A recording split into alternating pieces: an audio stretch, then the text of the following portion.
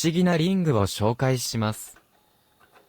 すべて、つながった2つのリングです。これは、プラという樹脂です。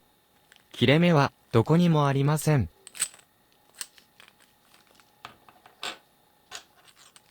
これは、木です。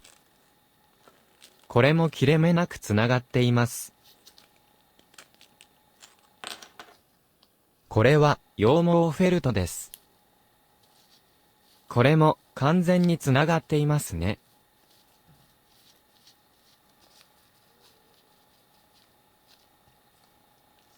最後のこれは、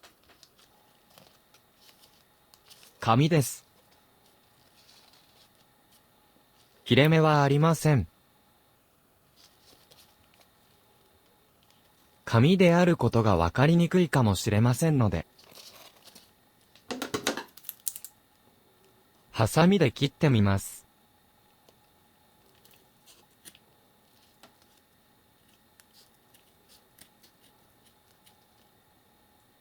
紙で間違いありませんね。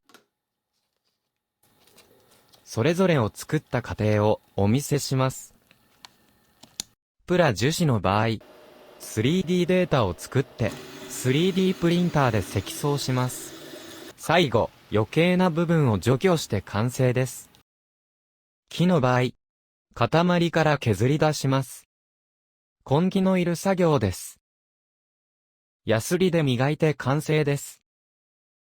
羊毛フェルトの場合、原料はふわふわした繊維です。針で何度も刺すと少しずつ固まります。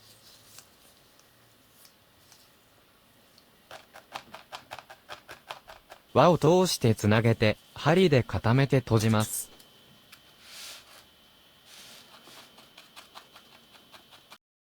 最後、紙の場合、段ボールを水に浸してバラバラにし、ミキサーでペースト状にします。そして、ザルに押し付けて固めます。そっと剥がして取り出し、アイロンで乾燥させます。割と丈夫な紙になります。この紙でリングを2つ作ります。1つのリングを切断し、一方に通します。切断部に紙ペーストを塗り込み、アイロンで乾燥させて完成です。これで終わりです。ご視聴ありがとうございました。